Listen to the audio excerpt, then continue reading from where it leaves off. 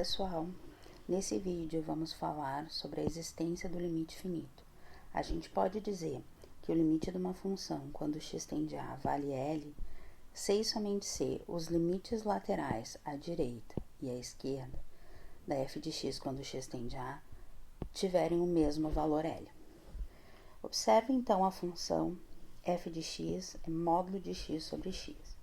Se nós formos traçar rapidamente o gráfico dessa função, nós vamos observar que, para valores positivos, essa função, para valores positivos de x, essa função vai ter valores positivos, correto? Pausem o vídeo e pensem um pouquinho. Depois de ter pensado, você deve ter chegado à conclusão que o módulo de x, ele vale x se o x for maior ou igual a zero e vale menos x se o x for menor do que zero.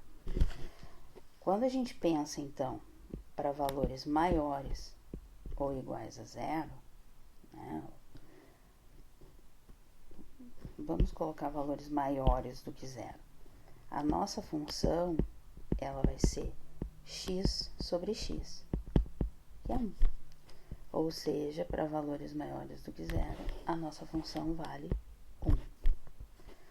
Para valores menores do que zero, a nossa função seria menos x sobre x, ou seja, vale menos 1. Você pode pausar o vídeo e calcular o valor da função para alguns pontos para verificar o que acontece. Bom, então, quando eu vou resolver o item A, eu quero o limite da f de x quando x tende a zero pela direita. Então, eu vou olhar para os valores maiores do que zero, o que está acontecendo com a minha função. Ou seja, são os valores de x positivos, o semi-eixo positivo de x. A função aqui, nossa linha verde, está em 1. Então, o limite vale 1. Quando eu for resolver o item B, eu vou calcular o limite da f de x quando x tende a zero pela esquerda. Então, eu vou pensar nos valores menores do que zero. Nesse caso, a nossa função, a nossa linha verde, é constante no menos 1. Então, o nosso limite aqui é menos 1. Então, observe que o limite à direita da f de x quando x tende a zero é 1. O limite de f de x quando x tende a zero pela esquerda é menos 1. Então, pelo nosso teorema, como os limites laterais são diferentes, nós podemos dizer que o nosso limite da f de x quando x tende a zero não existe. Então, no item C, nós vamos dizer que não existe o limite de f de x quando x tende a zero. Isso acontece, pois o limite de f de x quando x tende a zero à esquerda é diferente do limite de f de x quando x tende a zero pela direita. Vamos resolver mais um exemplo. Vamos pensar na função módulo de x. Então, relembrando a definição, é x quando x maior ou igual a zero e menos x quando x menor do que zero. Vou fazer o gráfico. Para valores positivos, nós temos a função identidade. Quando x é 1, o y vale 1. Quando x é 2, o y vale 2.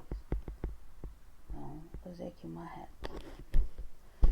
Para valores menores do que x, a função é menos x. Então, quando x é menos 1, o y é 1. Quando x é menos 2, o y é 2. Mais ou menos aqui nós vamos ter a nossa função.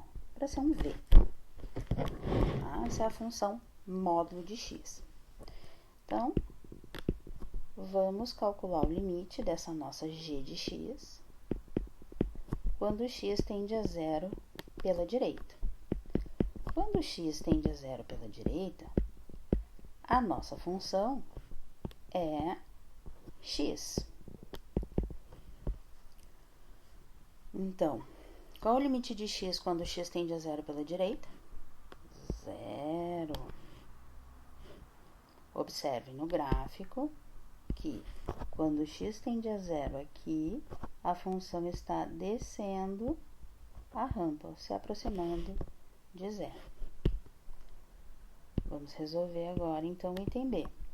Limite de g de x quando x tende a zero pela esquerda.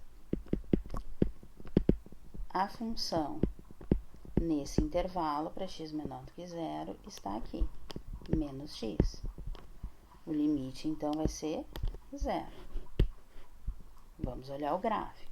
Quando x tende a zero pela esquerda, a função desce a rampa aqui, se aproximando de zero.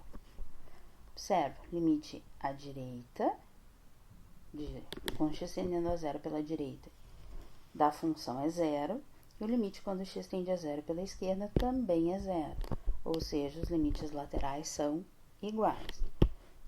Portanto, quando eu vou responder o item C, determine o limite de g de x quando x tende a zero, eu posso dizer que esse limite vale zero. Por quê? Porque ele é igual aos limites laterais da função quando x tende a zero. É isso, pessoal. Até o próximo vídeo.